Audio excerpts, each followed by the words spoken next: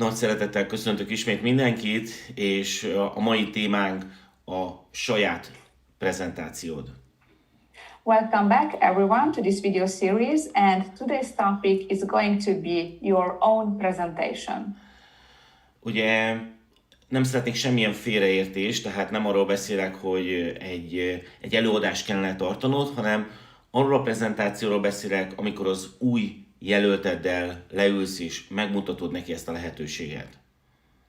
I don't want to be misunderstood. I'm not telling you that you have to keep a presentation. What I'm going to talk about is when you sit down with your new prospect and you present your business opportunity. Ugye a network marketing üzletben, a network marketing iparágban vannak nagyon jól működő bevált sémák. In the network marketing business, there are many well-working schemes. Ugye, ami úgy néz ki, hogy beszélj a cégről, beszélj a termékekről, beszélj a marketing tervről.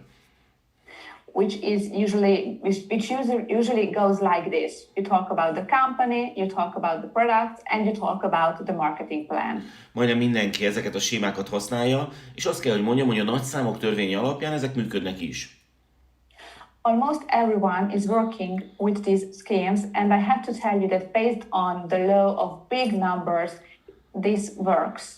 Viszont ma másról fogok beszélni, mivel én úgy gondolom a saját tapasztalatom alapján, hogy ma már van ennél hatékonyabb módszer is. But today I'm going to talk about something else because based on my own experience, I tell you that other things can work too. Ugye képzeljük el a szituációt, itt vagy ebben az üzletben, teljes meggyőződéseddel, és tudod azt, hogy ez a legfantasztikusabb lehetőség, de vajon meg tudod ezt mutatni? So imagine this situation. You are here in this business. You are convinced. You know that this is the best opportunity. But can you show it? Ugye talán az egyik legdemotiválóbb érzés az, amikor ugye beszélünk valakinek erről a lehetőségről, mi tudjuk azt, hogy ez a legjobb lehetőség, és talán neki is ez a legjobb, viszont nem érti. One of the least motivating situations is when you know that this is the best opportunity and you know that it could be the best opportunity also for the person you are talking to, but you just can't make him or her understand it. Tehát nem elég az, hogy mi tudjuk azt, hogy ez a legjobb lehetőség, ezt meg is kell mutatni, meg is kell értetni a jelöltünkkel. So it's not enough to know that this is the best opportunity. It's also important to show it, to make it understand to the other person. Ugye sokan tévedésben vannak, azt gondolom, hogy mit kell elmondani egy első alkalommal. Many people are mistaken about what to tell during the first meeting. Ugye beszéltem már róla az előző videókban, hogy az én tervékem az, hogy az illető az első találkozó végére el tudja képzelni azt, hogy ezt ő is meg tudja csinálni. As I told you in my previous video, my product is making the other person understand, imagine that he or she can do it too. Tehát, hogyha megvan a terméked, amit árulsz, akkor össze kell állítanod a saját prezentációdat. Once you have the product that you are selling, you have to prepare your own presentation. Tehát például ugye én azt árulom, hogy te is meg tudod csinálni, és ez lesz a fókuszpontjában az előadásomnak, a prezentációmnak. For example, what I'm selling is that you can do it too, and this is the point I'm going to focus on during my presentation. Én személyesen nem szeretek semmilyen segédanyagot használni, azt szeretem, hogyha az illető rám fókuszál. Personally, I don't like using any kind of supportive material. What I like is that my prospect is focused only on me. Tehát amikor elkezdtem ezt az üzletet építeni, akkor először fogtam egy A4-es papírt, és leírtam azt, hogy én mit szeretnék mondani az új jelöltemnek. So when I started, what I did was taking a piece of white sheet paper and I wrote down everything I wanted to tell my prospects. Ugye két kritériuma volt ennek a prezentációnak. Egyrészt az, hogy a célomra fókuszáljon, hogy ő meg tudja csinálni. There were only two criteria about my presentation. First, I wanted to make him understand that he can do it too. A másik pedig, hogy egy A4-es papíron el kell férnie a mondani valónak. Also, it was important for me that what I wanted to say had to fit in this one sheet of paper. Okay. Nézzük lépésről lépésre, hogy miről kell szólnia az első prezentációdnak. So let's see step by step what your first presentation has to be about. Ugye, először is tudnod kell azt, hogy miben vagy hiteles. Alright, you have to know what you are authentic in. Rengeteg ilyen hibát láttam a network marketingben, hogy valaki elmegy egy kétnapos alapképzésre, és amikor ott végzett, akkor rögtön már azt gondolja, hogy ő üzletember, azt gondolja, hogy ő már orvos, és mindenben hiteles.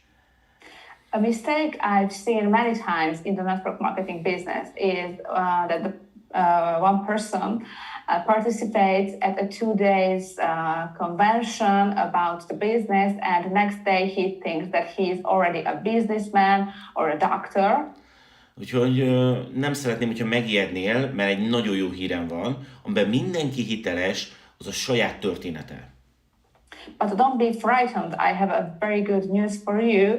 There is something that everyone can be authentic about, and it is your own story. Tehát biztosítatlak benne, hogy a te történeted is nagyon érdekes nagyon sokak számára.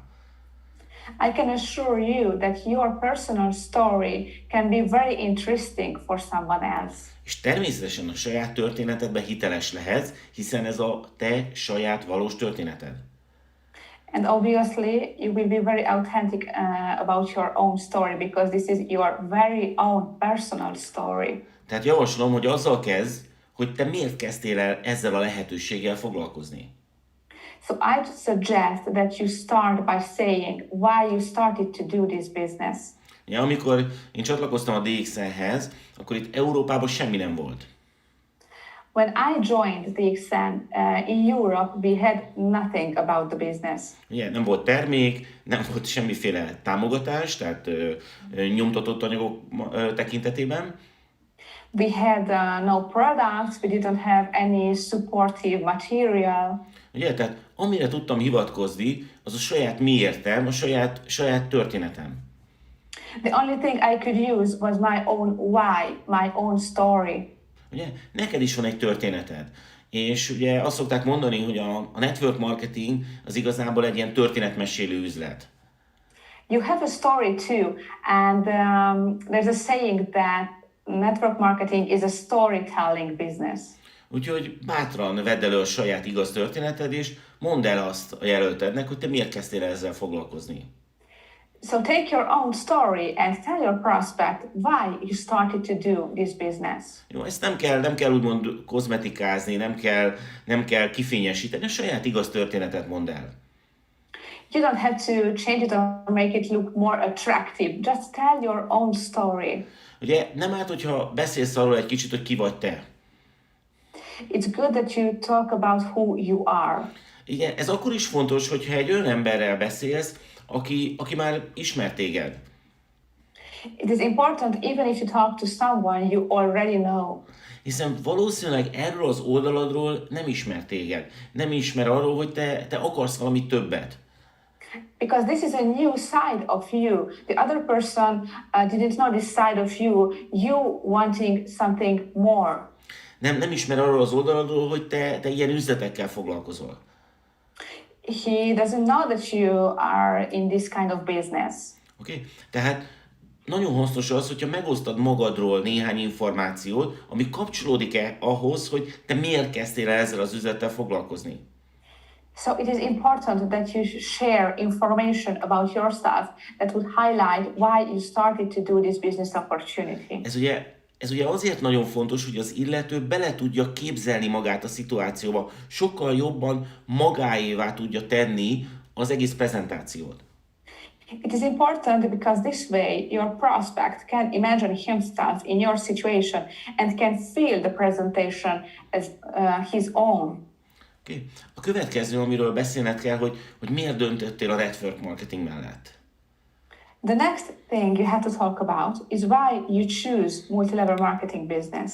Én szándékosan nem akarok most a szádba adni ilyen példamondatokat. I don't want to give you sentences already built up. Mert ugye ezeknek a saját szavaidnak kell lennie, a saját meggyőződésednek kell lennie. Because these have to be your own words, your very own conviction. Ezért ugye nagyon fontos, hogy te is elővedd azt a bizonyos papírt, és próbáld leírni, és nyilvánvalóan ez első nem biztos, hogy sikerülni fog, de dolgoznod kell rajta. And this is why it is important that you take this white sheet of paper and write down your reasons. Maybe it won't go well the first time you start writing. You have to work on it. Tehát ez azért lényeges, hogy az illető érezze, hogy nem egy ilyen prospektus felolvasó robottal ül szembe, hanem egy húsvér emberrel. It is important because this way your prospect will feel like won't feel like talking to a robot, but talking to a real person. Okay? Tehát fogalmazd meg magadnak, hogy te miért döntöttél az MLM üzleti modell mellett, és ezt oszd meg másokkal. So write down your reasons why you decided to work with the network marketing business, and then share this information with others. Ugye nagyon lényeges, hogy tanuljunk a saját hibáinkból, és egyre hatékonyabbak legyünk a munkánk során. It is important that we learn from our mistakes, so we become more efficient during our work. Ezért is nagyon lényeges, hogy leírd, és az alapján építsd az üzleted, ahogy leírtad. This is why writing down is very important, so then you build your business based on what you have written down. És természetesen a tapasztalataid alapján ezt az egy A4-es oldalnyi szöveget, ezt mindig majd tudod korrigálni, és el fogsz érni a legoptimálisabb verzióhoz. And of course, based on your experience, you will correct many things that you have written down in this one sheet of paper. And then by time, you will arrive to the optimal version of your presentation. Ugye a következő, hogy miért a DXN mellett döntöttél. Next step is why did you choose DXN? Ugye ezt nagyon határozottan, tisztán látnod kell. You have to know it very clearly. És cégbemutató helyett sokkal hatékonyabb, hogyha erről beszélsz. And instead of presenting the company, it is more important that you talk about your reasons. Nem kell mindent elmondanod a cégről, elég csak a legfontosabb dolgokat, hogy te miért döntöttél a DXN mellett. You don't have to tell everything about the company.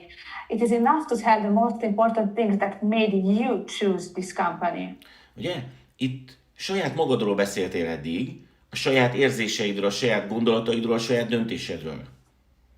Until now you have only talked about your very own feelings, your very own decisions, your reasons. Ugye? Tehát nem kell aggódnod az miatt, hogy hiteles vagy-e vagy nem, mert ezekben maximálisan hiteles lehetsz. So you don't have to worry about being authentic because you are authentic about these things.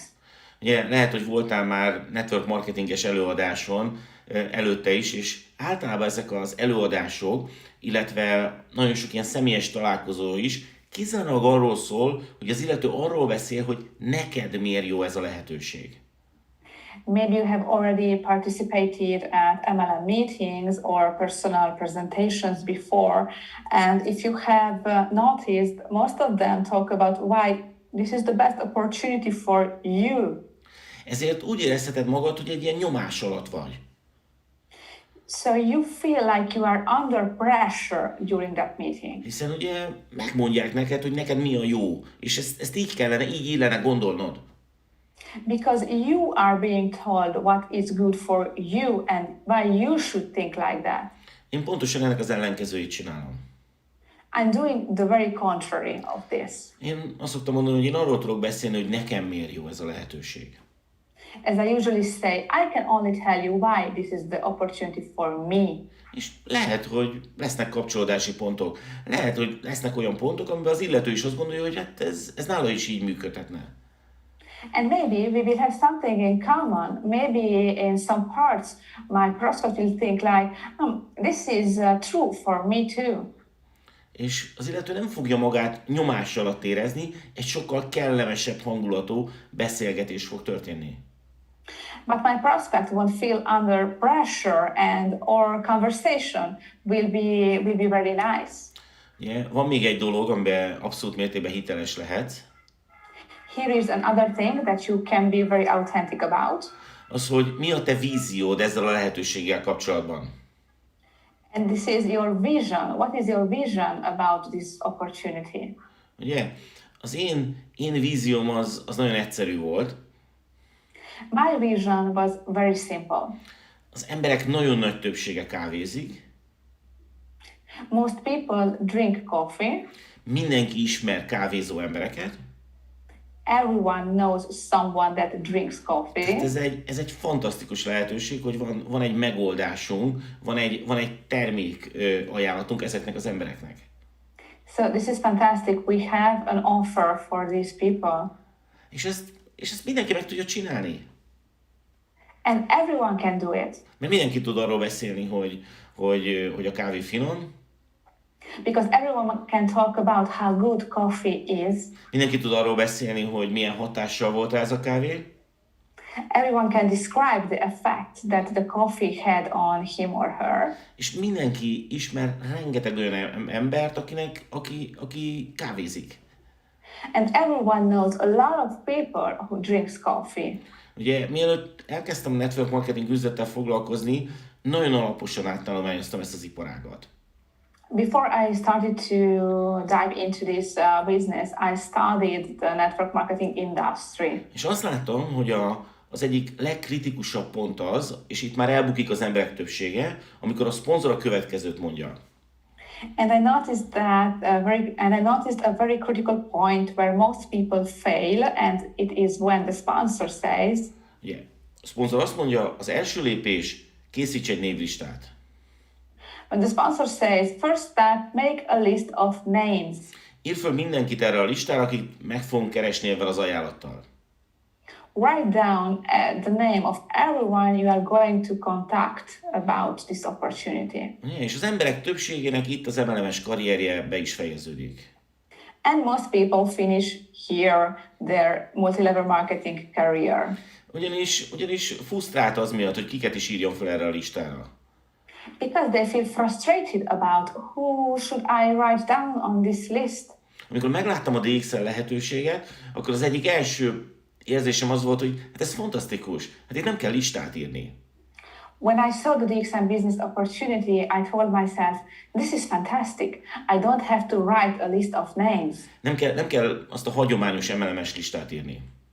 I don't have to write that usual traditional multi-level marketing kind of list. Azt szoktam mondani a jelölteimnek, hogyha azon gondolkozol, hogy ez a lehetőség jó-e vagy sem, I usually tell my prospect, if you are wondering if this opportunity is good or bad, próbálj készíteni egy listát. try to make a list. Egyetlen egy kikötés van a listával, olyan embereket ír fel erre a listára, akikről tudod, hogy kávéznak. Try to make a list, and there's just one criteria of the names. Write down the names of those who drink coffee. Egyetlen egy dolgot tudok neked garantálni, mégpedig ez az, hogy nem tudod befejezni ezt a listát. The only thing I can assure you is that you won't be able to finish this list. Hiszen igazából a piac, ami kapcsolódik hozzád, az megszámlálhatatlan. Because honestly, the market that we are going to work with is immense. Tehát, hogy komolyan veszed, akkor tényleg nem tudod befejezni a kávéfogyasztó ismerőseidnek a listáját. If you really start writing down the names of the people you know who drink coffee, this list is, you won't be able to finish it, so many you have. Tehát van egy termék, ami egy valós piaci igényt elégít ki, So we have a product that serves a real need on the market. és a piac pedig óriási. And the market is huge. És mindenki tudja csinálni, aki akarja. And everyone can do it if he or she really wants to do it. Tehát ez volt az én nagyon egyszerű vízióm. And this was my very simple vision. És ebben nem lehet belekötni. Ez így van, ez egy tény. And this is a fact. There is nothing to argue about. Okay? Tehát erre a tematikára, erre a módszerre építettem fel úgymond a prezentációmat.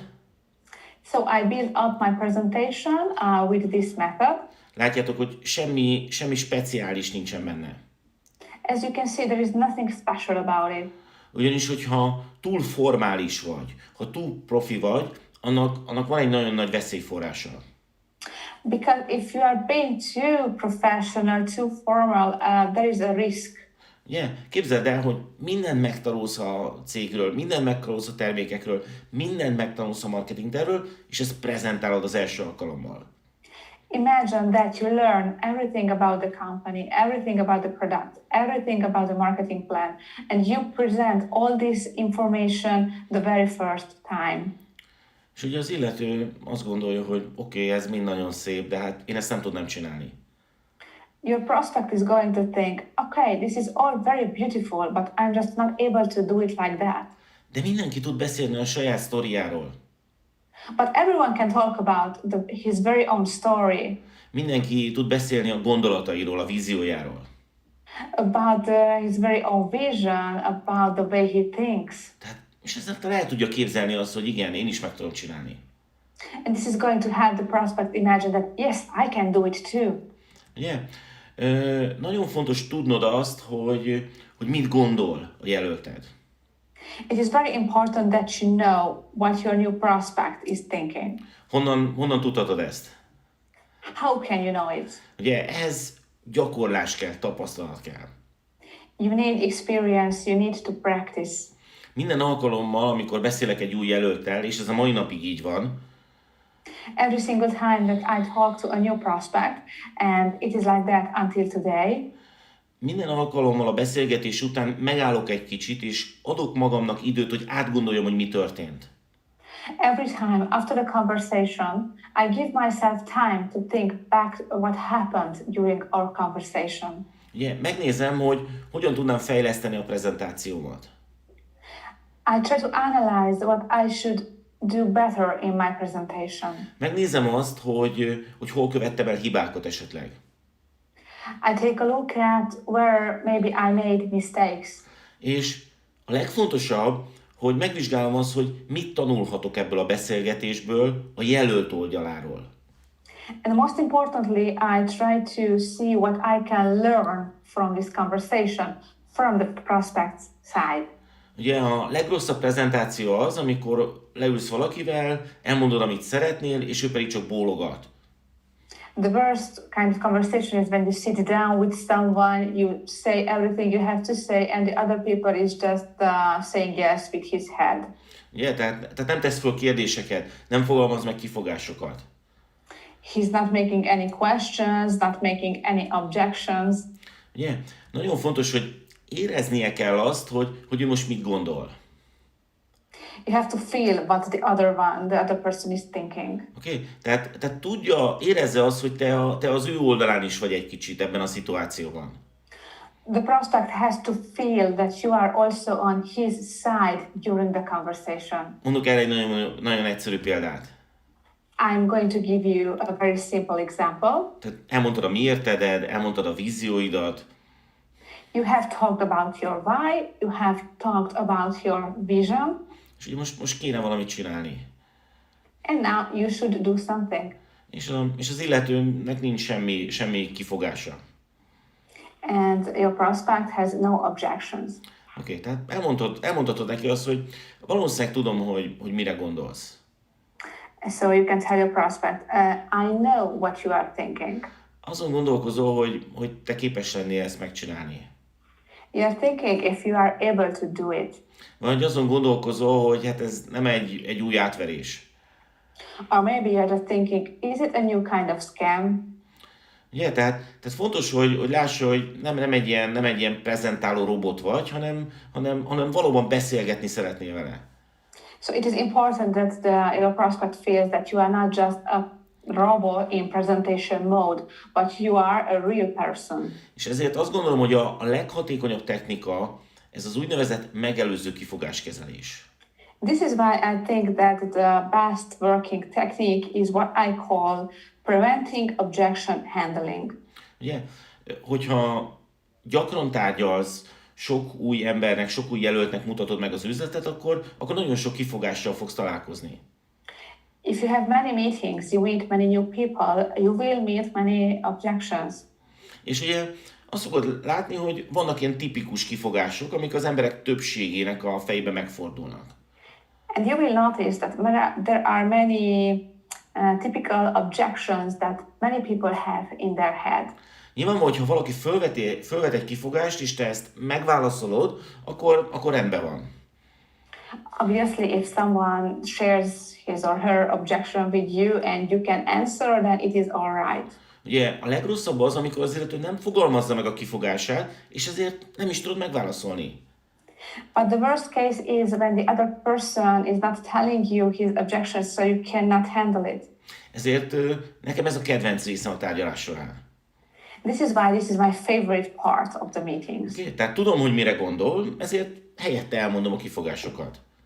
I know what the other one has in his head, so I'm going to handle these objections in a preventive way. Ugye? A legcsodálatosabb az, hogy nekem nem kell félni a kifogásoktól, mert tudom, hogy ez egy jó üzlet. The wonderful thing is that you don't have to be afraid of the objections because you know that this is a good business. Ugye? Nézzünk egy konkrét példát. Let's see an example. Ugye azt mondom az illetőnek, hogy hát tudom, valószínűleg most arra gondolsz, hogy te nem vagy ilyen értékesítő típusú ember.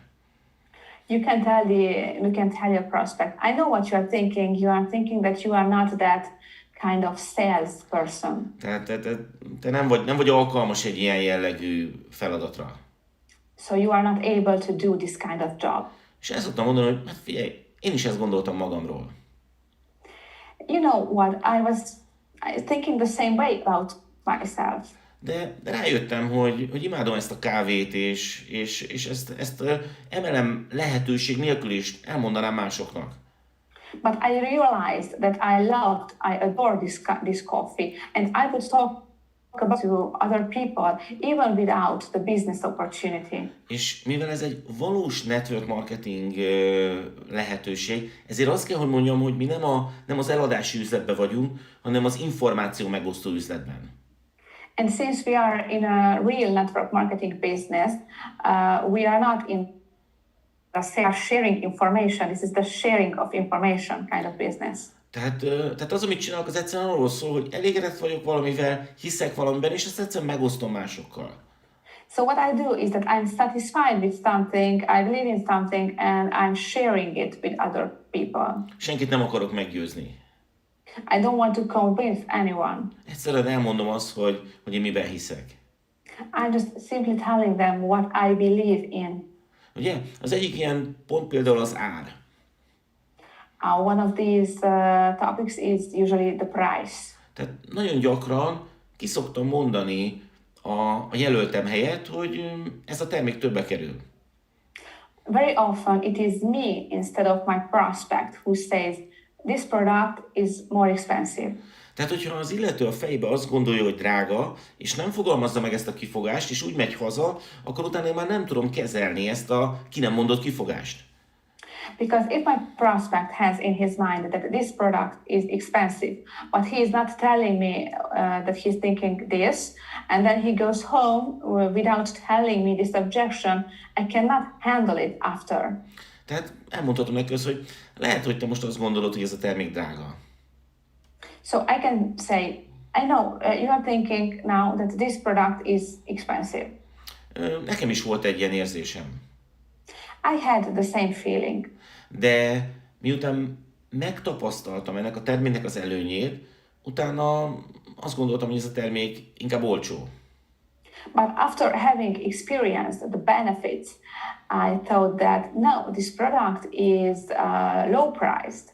Tehát most már, hogy tudom, hogy milyen előnyöket tud számomra biztosítani, én sokkal többet is fizetnék érte.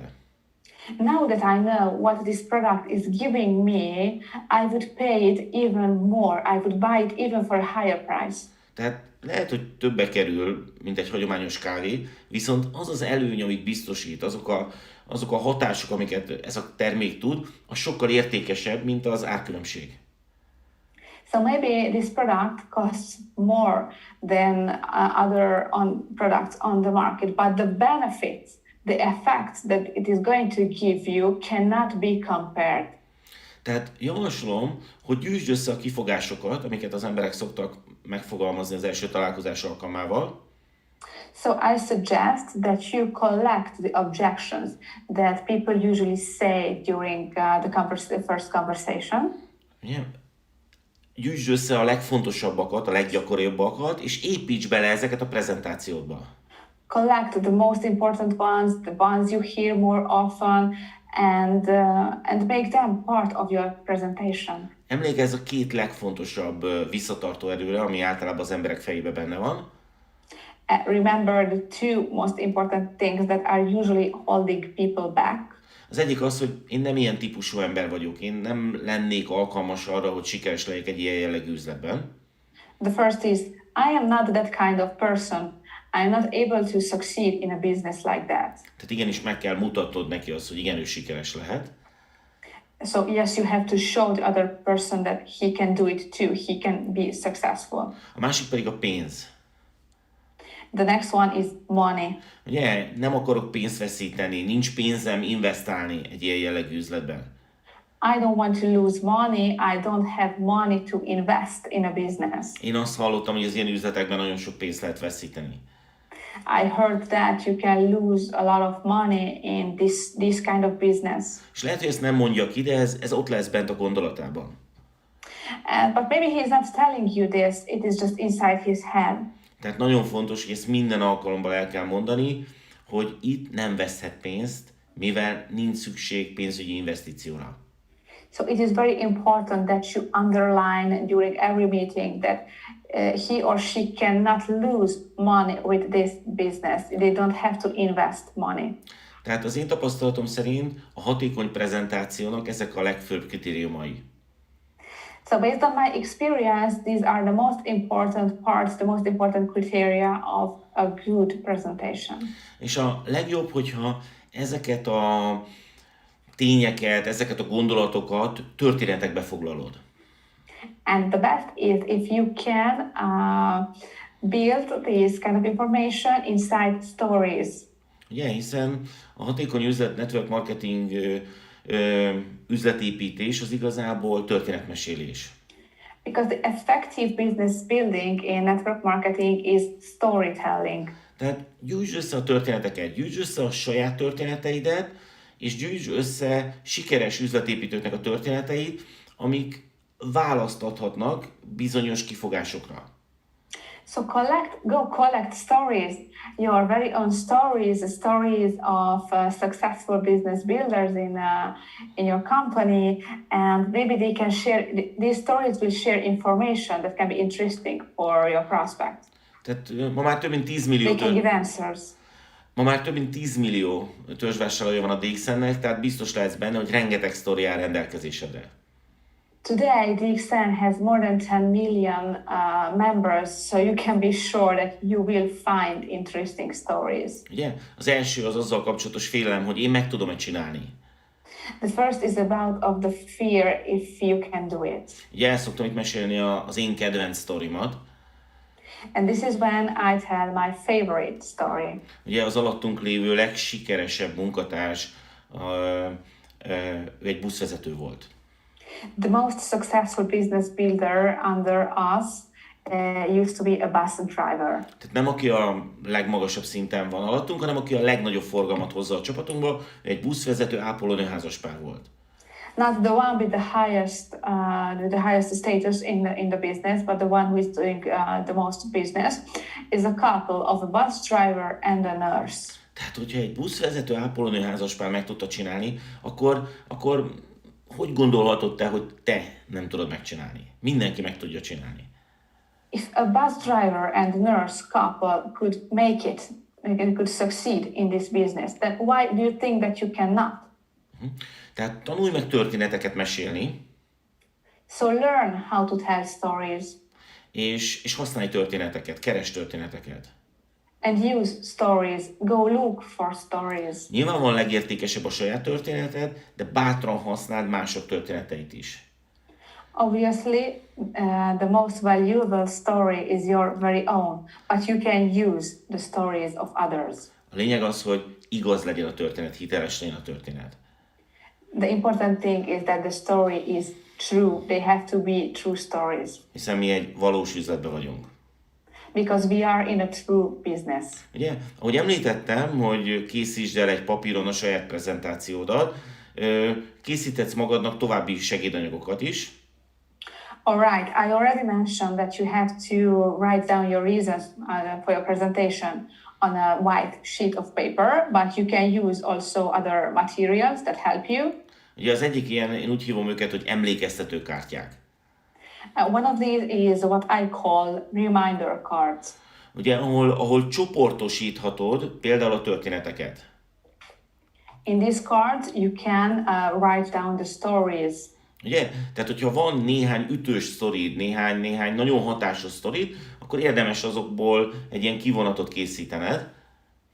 You can make groups of stories. If you have some very good sounding stories, you can write something down from them on these cards.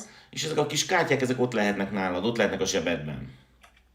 So, and you can you write down the extract of these stories, and then you can keep these cards with yourself in your pocket. És még nem vagy elég profi, még nem vagy egészen magabiztos, akkor akár a beszélgetés közben feltűnés nélkül ránézhetsz ezekre a kártyákra. And maybe you are still not the professional, and it's okay if during the conversation you just take these cards and take a look at them. És eszedbe fog jutni, hogy hoppá, ezt a történetet, ezt még nem meséltem el, pedig ez nagyon ide illik. And these cards will remind you, oh, oops, I haven't told this story, but this is very good for our situation. Hiszen nagyon fontos, hogy az illetőnek a vélt vagy valós félelmeit tud kezelni. Because it is important that you handle the real or the imaginary fears of the other person. Ugye vizsgáld meg az erősségeidet, mikor a prezentációt tartod. Prezentációdat állítod össze, elnézést, mikor a prezentációdat állítod össze. When you are going to prepare your presentation, it is important that you examine your strength. Ugye? Én ugye nagyon sok szempontból hátrányból indulok veled szemben. I had a disadvantage in some points respect of what you have today. Például engem nem igazából érdekel a terméknek a háttere, a terméknek a működése. For example, I'm not very interested in the background of the product. I mean, how the product works. Ja, tehát soha nem szoktam beszélni a ganoderma összetevőiről, a ganoderma működéséről, mert nem érdekel, és nem érzem magam komfortosan abban a szituációban. And this is why I never talk about Ganoderma or the ingredients, because I don't feel comfortable in that kind of situation. Soha nem hallottál engem termékbemutató prezentációt tartani. You have never heard me making a presentation of products. És el kell, hogy mondjam, hogy a marketing terv sem igazából érdekel. And I also have to tell you that I'm not really interested in the marketing plan. Tehát nem szeretek így ilyen köröket rajzolni, meg a számokat magyarázni. I don't like drawing circles and explaining numbers. Oké, tehát hogyha te ezekkel szeretsz foglalkozni, akkor már is előnyben vagy velem szemben. And if you like this, then you will have an advantage now. Tehát vizsgáld meg, hogy mik az erősségeid, és arra fókuszálj. So go take a look at what are your strong points and focus on them. Oké, tehát az én egyik erősségem például az, hogy nagyon empatikus vagyok. One of my strong points is that I'm a very empathic person. Ezért az új jelöltek, azok valóban érzik azt, hogy én megértem őket. So my new prospects really feel that I understand them. És ez egy előny. And this is a huge advantage. Mert ezért meg tudnak bennem bízni, és tudják, hogy érzik azt, hogy tudunk közösen együtt dolgozni, mert én megértem őket. Because they feel that they can trust me and I understand them, so we can work together. Okay. Tehát amikor összeállítottam a saját prezentációmat, akkor az erősségemre fókuszáltam. So when I prepared my own presentation, I focused on what I'm strong in. És úgy mutattam be ezt az üzletet, hogy én megértem őt, hogy én érzem azt, hogy ő milyen szituációban van. And I presented the opportunity, making the other person understand that I understand him, I know the situation. És ugye az emberek mindig emberekhez csatlakoznak, nem cégekhez. And people join people, they don't join the company. Én azért csatlakoztam az én szponzoromhoz, mert van neki egy olyan erőssége, amire nekem nagyon szükségem volt. I joined this business because my sponsor has a strong point, a strength that I don't have. Tehát azért választottam szponzoromnak Jane-t, mert ő mindent tud a ganodermáról. I chose Jane Yao as my sponsor because she knows everything about Ganoderma. Oké? Tehát vizsgáld meg az erősségeidet, és amikor a prezentációt rakolod össze, akkor az erősségeid legyenek előtérben. So go and take a look at your strong points, and when you prepare your presentation, highlight these points. Ha annak idején nekem azt mondta volna a szponzorom, hogy László, csak akkor lehet sikeres ebben az üzletben, ha mindent megtanulsz a ganodermáról, akkor el se kezdtem volna. If back then my sponsor told me, Laszlo, the only way to succeed for you is that you learn everything about Ganoderma, I wouldn't have joined. De szerencsére nem volt meg ez a szituáció, nem történt ilyen. But luckily this was not the situation. És avval foglalkozhatok, amit én szeretek csinálni. And I can do what I like doing. A jó hír az, hogy nálad is ugyanaz a szituáció. Úgy csináld, ahogy szeretnéd. The good news is that you are in the same situation. Do it as you like to do it. Viszont nagyon fontos, hogy folyamatosan kontrolláld magad és fejleszd magad, hogy hogyan tudod a legjobbat kihozni abból a rövid prezentációból, amíg rád figyelnek. But it is very important that you observe and develop yourself constantly about your presentation, how you can make it even better. Az én javaslatom az, hogy ne próbálj, ne akarj senkit meggyőzni. I suggest that you don't try to convince anyone. Mert lehet, hogy te egy profi eladó vagy, és mindent el tudsz adni. Because maybe you are a professional salesman and you can sell anything. És úgy működsz, mint egy úthenger, és mindenkin átgázolsz. And you're working kind of like a bulldozer and going over everyone. De nem az a cél, hogy meggyőzd az embereket, hanem az, hogy ők maguktól megvegyék ezt a lehetőséget. But the goal is not to convince everyone, but that they buy the opportunity for themselves. Tehát nagyon sok jó értékesítőt láttam már a network marketing üzletben. I have seen many very good salesmen in the network marketing business. Akik viszonylag gyorsan fölépítettek egy nagy csapatot. Who built up a very big team in a very short time. De ez a csapat nem működött önállóan. But that team was not working alone. Mert a szponzor igaz, hogy eladta nekik ezt a lehetőséget, de ők nem vették meg. Because the sponsor sold them the opportunity, but they themselves did not buy it. Oké? Tehát információt osztunk meg, lehetőséget adunk arra, hogy az illető megvegye, de ne győzz meg senkit. So we are sharing information, we are giving an opportunity to the other one to buy this opportunity, but we are not convincing anyone. Tehát add meg neki a lehetőséget, hogy ő meg tudja saját magát győzni. Give him the opportunity to convince himself. Meg kell tanulnod azt, hogy ha jobban akarod magad érezni, hogy nem fókuszálsz olyan dolgokra, amire nem lehetsz hatással. In order to feel better, you have to learn to let go of what you cannot influence. Nagyon sokat utaztam ezzel az üzlettel, és nagyon sokszor tapasztaltam azt, hogy az emberek, a vezetők panaszkodnak a jelenlegi szituációra. I have traveled a lot with this business, and very often I noticed that the business builders were complaining about the actual situation. De ez mind olyan szituáció, amire nem lehetünk hatással. But these are all situations we cannot influence. Nem lehetünk arra hatással, hogy egy adott országban éppen hogy működik az árfolyam. We cannot influence how the money is going in a country. Ugye, hogy működnek az adott országra vonatkozó törvényi szabályok. How exchange rates are changing, or what are the regulations in a certain country. Oké, tehát ezeket el kell engedned, és arra kell fókuszálnod, amire igazából hatással lehetsz. So let go of all of these and focus on what you can really have an influence on. Azt kell, hogy mondjam, hogy nem lehetsz igazából arra hatással, hogy valaki meghozza a döntését, hogy ő meg akarja csinálni ezt az üzletet. I have to tell you that you cannot influence if the other person decides to do this business. Igazából egyetlen egy dologra lehetsz hatással.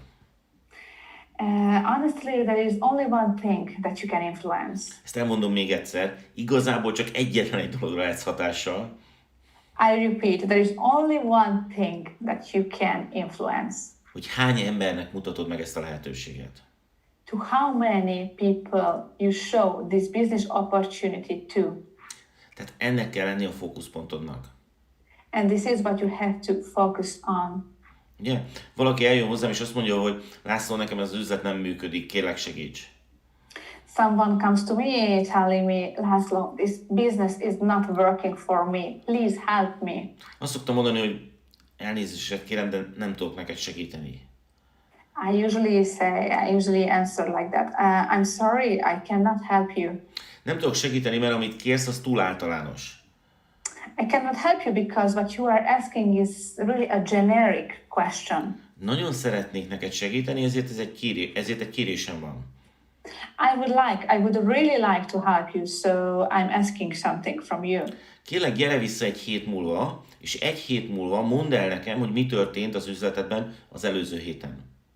Please come back to me next week and tell me what you had done for your business during the week.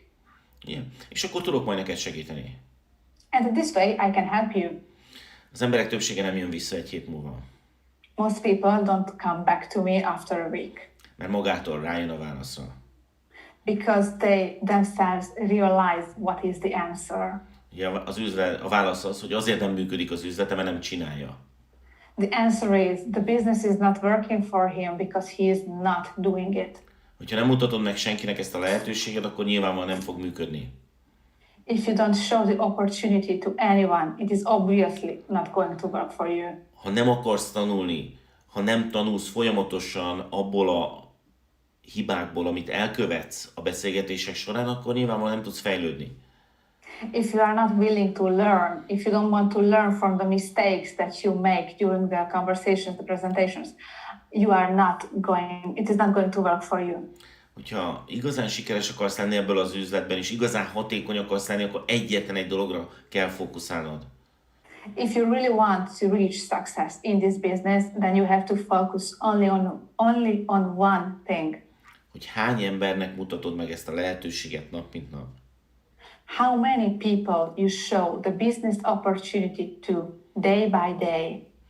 Ugye nagyon alaposan tanulmányoztam a network marketing üzletet, és rájöttem arra, hogy mi az a pont, ami a leginkább megkeseríti, úgymond az üzletépítők életét. I have deeply studied the network marketing business, and I was looking for the point which is the worst point for most business builders. Mi az a pont, amiért a legtöbben abba hagyják az üzletépítést? Which is the bitter point for most of them, which is the point where they quit doing the business. És ez a pont, ez egy kérdés, amit a jelöltjei tesznek föl neki, sajnos nagyon gyakran. And this point is a question that prospects very often ask. Ez egy nagyon gonosz kérdés tud lenni, ha ezt nem tudod kezelni megfelelő módon. It can be a very bad question if you don't know how to handle it. Ugye ez a kérdés úgy hangzik, hogy te mennyit keresel ezzel az üzlettel? And this question sounds like this. How much do you earn with this business? Ezt a kérdést szeretik legkevésbé az üzletépítők, ha nem tudják rá a helyes választ. This is the question that most business builders least like receiving if they don't know how to handle it. Ugye, nézzünk egy nagyon egyszerű szituációt. Let's see a very simple situation. Még csak most kezdted el azt az üzletet, mondjuk 2 hónapja vagy benne. You have just started the business, maybe you are here since 2 months. Nagyon lelkes vagy, és minél több emberrel meg akarod osztani ezt a lehetőséget. you are really enthusiastic about it and you would like to share it with everyone. És ők pedig fölteszik neki ezt a kérdést, hogy hát mennyit keresel ebben az üzlettel. And then they ask you, how much do you earn in this business? És ugye itt ez egy rossz érzés indul benned, hiszen nem keresel még ebben az üzlettel semmit, hiszen csak most kezdted. And you start feeling very bad because you are still not earning with this business. You have just started. Ennél rosszabb ugye csak az lehet, hogyha már esetleg itt vagy 1-2 éve, de mivel nem vagy eléggé aktív, ezért ugyanott vagy, mint egy kezdő, nem keresel semmit. Worse than that is when you are here since 1 year, 2 years, but you are not active enough and still you are not earning money. Tehát kellene erre valamit válaszolni. So you should answer something to this question. Ahogy látom, erre egész iparág épült a network marketingen belül, hogy tud kezelni egy ilyen kérdést. As I see, there is a whole big industry based on this question inside the network marketing business, which want to tell you how to handle this question. Ugye, szemináriumokat tartanak kizárólag ezzel kapcsolatban, könyvek születtek ezzel kapcsolatban. They have written books, they have courses to teach you how to answer this question. Tanulmányoztam ezeket a kiadványokat, és nem igazából tetszettek a javaslatok, a válaszjavaslatok. I have studied these books and I have to tell you that I don't like the suggested answers. Mert valahol mindegyik a mellébeszélés irányába ment. Because they are all trying to avoid a real answer. Oké, tehát kellett kreálnom egy valós választ erre, és amióta nekem ezt a kérdést például fölteszik, akkor nagyon egyszerűen tudok rá válaszolni. So I had to create an honest, a true answer to this question. És nyilvánvalóan nagyon egyszerű választ tudok adni neked is, aki esetleg még nem keresel vele az üzlettel pénzt, és fölteszik neked ezt a kérdést. And I can give you the answer also to you who just started the business and are still not earning money with it. A legfontosabb az, hogy tudnod kell, hogy nem szabad kényelmetlenül érezni magadat egy percig sem, hogyha felteszik neked ezt a kérdést, és te még nem keresel semmit. The most important thing is that you have to know that you don't have to feel uncomfortable when you receive this question and you still don't earn money with the business. Hiszen aki föltesz neked egy ilyen kérdés, annak valószínűleg fogalma sincs arról, hogy működik a network marketing üzlet. Because the person who is asking you this question has no idea about how a network marketing business is working. Nézzük a választ. Let's see the answer. Tehát megkapod ezt a kérdést. You are asked this question. És a következőt mond rá. And answer the following way. Tudod, ez egy network marketing üzleti lehetőség. You know, this is a network marketing business opportunity. Ez nem egy piramis játék, ez egy korrekt network marketing üzleti lehetőség. It is not a pyramidal scheme, it is a real opportunity. És mint egy korrekt network marketing lehetőségnek a legfontosabb tulajdonsága az, hogy a te leendő jövedelmed semmilyen viszonyban nincs az én jelenlegi jövedelmemmel. And since this is a real correct network marketing business opportunity, how much you can earn in the future is not related in any way to what I am earning today. Tehát az, hogy te mennyit kereshetsz ezzel az üzlettel, az kizárólag rajtad múlik, és semmi köze ahhoz, hogy én mennyit keresek vele. So the amount of money that you can make with this business doesn't depend on how much I am earning today. Tehát, hogyha arra vagy kíváncsi, hogy ebből az üzleti lehetőséggel lehet-e pénzt keresni, akkor a válaszom nagyon egyszerűen az, hogy igen. So if you are wondering if you can make money with this business opportunity, my answer is yes. Ugye, a cégünk több mint 27 éve működik. Our company has been in the industry for more than 27 years. Több mint 10 millió regisztrált tagja van. We have more than 10 million registered members. És nagyon-nagyon sokan vannak, akik ezzel nagyon komoly pénzeket tudnak keresni. And we have many members earning a lot of money with this business opportunity. De ez a jövedelem minden esetben a hálózatuk által generált forgalomtól függ. But this income depends on the turnover that the network, that their network is generating. És ahogy már bemutattam neked, hogy mekkora a piac, ami rendelkezésünkre áll, ezért ennek a jövedelemnek igazából nincs felső korlátja. And as I have showed you how big the market is, the market we are working with is, you can understand that there are no limits to how much you can earn. Tehát egyetlen egy dologtól függ az, hogy te mennyit fogsz ebbe az üzletbe keresni, mégpedig az, hogy milyen hatékonyan és milyen aktívan végzed ezt a munkát. Your income depends only on one thing, how efficiently you do this work. Tehát teljesen irreleváns az, hogy én jelen pillanatban mennyit keresek a te jövőbeni jövedelmezhez képest. So how much, the amount that I am earning today is not relevant regarding how much you can earn in the future. Okay. Tehát fogad jó érzéssel az ilyen jellegű kérdéseket, és válaszold meg bátran. So feel comfortable in this situation and answer this way, this question.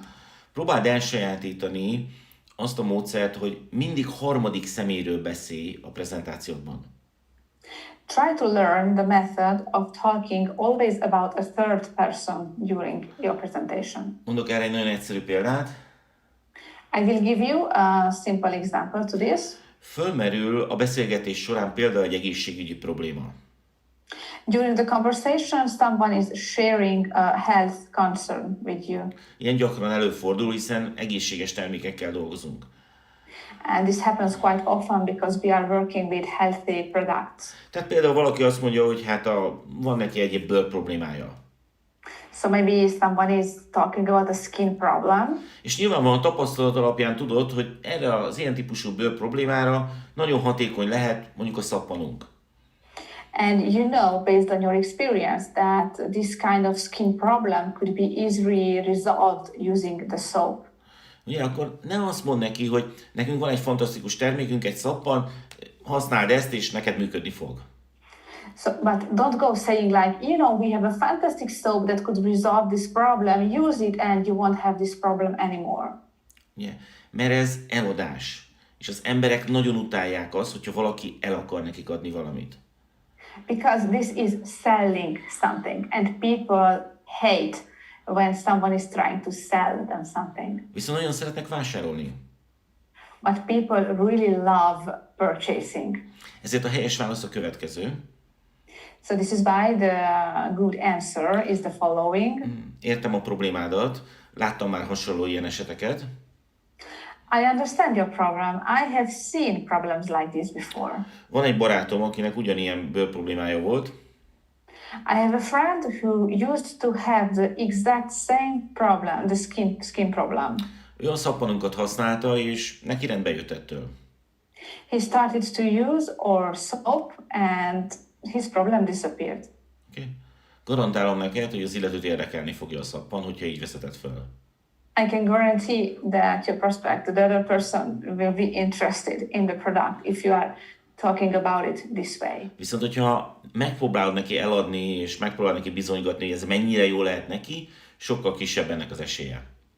But if you start selling it, try to say why it could be good for him or her, I can guarantee you that she will be less interested. Tehát gyakorolj, és próbálj meg mindig harmadik szeméről beszélni. So practice and talk always about a third person. Volt egy barátom, aki nem tudta magáról elképzelni, hogy ő sikeres lehet a network marketing üzletben. I had a friend who couldn't see himself as a successful person in the network marketing business. Mert ő nem szeret beszélni, nem szeret az emberekkel kommunikálni. Because he doesn't like to talk, he doesn't like communicating with people. Viszont rájött arra, hogy nem is szükséges ez. Then he realized that it's not necessary. Elég, hogyha videókat küld embereknek, és a videók majd helyette beszélnek. It is enough to send videos to people because videos will speak instead of him. Jó? Tehát legyenek történeteid harmadik szeméről. So have stories in third person. Ugye, mindig az emberek próbálják megtudni azt, hogy mi lehet a hibá abban, amit csinálnak. People usually try to understand what mistakes they are making. Ugye az egyik kritikus probléma a network marketing üzletben az, hogy túl sokat beszélünk. One of the most common problems in the network marketing business is that we talk too much. Ez mindenkivel előfordulhat. It can happen to anyone. Hiszen lelkesek vagyunk, hiszen hiszünk ebben a lehetőségben. Because we have this enthusiasm and we believe in this opportunity. És hogyha azt látjuk az új jelöltön, hogy nem elutasító, hanem érdeklődő, akkor így föl tudjuk magunkat pörgetni. And when we notice that our prospect is interested, we go talk with a higher speed. És nem is vesszük észre magunkat, és már egy órája beszélünk egy levegővétellel. And we, without noticing it, we are talking for hours without breathing. És ez ugye nagyon, nagyon ijesztő lehet az új jelölt számára. But that can be very scary for the prospect. Tehát tanulj meg megállni. So learn how to stop. Nem kell elmondani az első alkalommal mindent. You don't have to tell everything the very first time. Yeah. Ami fontos, hogy jól érezze magát ebbe a beszélgetésbe, és a végére el tudja képzelni azt, hogy ezt meg tudja csinálni. It is important that your prospect feels nice in that situation, and that at the end of your meeting, the prospect can imagine himself doing the business. Ugye, az előző videóban részletesen beszéltem arról, hogy mennyire fontos, hogy amikor majd hazamegy, meg tudja védeni a döntését. In my previous video, I have already told you how important it is when the prospect goes home and defends his decision. Tehát erre is lehetőséget kell biztosítanod, erre a fókuszra is lehetőséget kell biztosítanod majd a prezentációdban, hogy ő valóban rendelkezzen azokkal az érvekkel, hogy majd meg tudja védeni a döntését. And this is why it is important that during your presentation you have time for this kind of situation, so he can have the reasons to defend his decision once home. És befejezésül talán a legfontosabb. And before I close, maybe the most important thing. Tudnod kell azt, ugye, hogy hogyan működik az ember. You have to know how people are made up. Nagyon sok információt meg tudsz vele osztani, de valószínűleg ő ebből semmire nem fog emlékezni néhány nap vagy néhány hét múlva. You can share a lot of information, but in a couple of days, people won't remember everything. Will remember only a small part. Ugye nem fog emlékezni a cégnek a nevére, nem tudja majd kimondani, nem fog emlékezni a ganodermára. They won't remember the name of the company. They won't be able to remember how to pronounce Ganoderma. Talán a kávé árára emlékezni fog. Maybe they will remember the price of the coffee. De amire biztosan emlékezni fog az, hogy milyen érzéseket generáltál benne. But what they will really remember is the emotions that you generated. Arra fog emlékezni, hogy egy agresszív értékesítő robottal beszélgetett kényszerből. They will remember that they talked to an aggressive salesman robot. Vagy pedig arra fog emlékezni, hogy egy kellemes beszélgetése volt valakivel, aki megosztotta vele, hogy ő miben hisz. Or will they remember that they had a nice conversation with a nice person who shared what he believes in? Egy empatikus emberrel beszélgetett, aki megértette az ő érzéseit, a gondolatait. An empathic person who understood his feelings or his way of thinking. Ugye azt gondolom, hogy nem kérdés az, hogy melyik típusú emberrel szeretném majd folytatni a beszélgetést. I think it is no question which type of person would they prefer to have another conversation with. Tehát fókuszálj arra, hogy jó érzéseket generálj az új jelöltedbe. So it is very important that you focus on leaving the other person with good feelings. Mert nem az a cél, hogy legyőzd őt, hogy meggyőzd őt. Because you don't have to win in that situation, you don't have to overcome the other person. Hanem az a cél, hogy egyetértsetek abban, hogy ez egy jó lehetőség. The goal is to see it the same way, that this is a good opportunity. Oké? És fontos tudnod, hogy ez egy nagyon egyszerű üzlet. It is important that you know that this is a very simple business. Ahhoz, hogy fölérj a csúcsra, ahhoz csak 20 embert kell találnod. In order to reach the top, you only have to find 20 people. 20 embert, aki ugyanabban hisz, amiben te. 20 people who believe in the same thing that you believe in. Egyet kell értened azzal, hogy ez egy nagyon alacsony szám. You have to agree with me, this is a very small number. A kihívás az, hogy sajnos nem tudjuk azt, hogy ki lesz az a 20 ember. The challenge is that we don't know who these 20 people are going to be. Ezért nagyon sok emberrel kell megosztanod ezt a lehetőséget, ezt az információt. So we have to share the information with many people. Ezért nem mindegy az, hogy hogyan érzed magad, miközben megosztod ezeket az információkat. And this is why it is important the way you feel while sharing the information. Tehát ezért nagyon fontos, hogy egy olyan saját prezentációt állíts össze, amit szeretsz csinálni, amiben jól érzed magad. This is why it is important that you have a presentation that you like, that you feel good presenting. És akkor nem fog jelenteni számodra problémát az, hogy mindig megoszd az információkat. And then it won't be a problem for you to share the information with others. És hogyha nagyon sokkal megosztod, akkor nagyon könnyen meg fogod találni azt a 20 embert.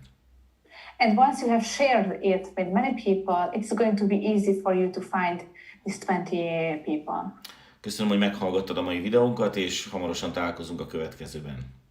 Thank you for listening to the video of today, and see you next time. Vedd elő a papírt, és állítsd össze a saját prezentációdat. Take that white sheet of paper and start writing down your own presentation. Találkozunk a következő videóban. See you in the next video.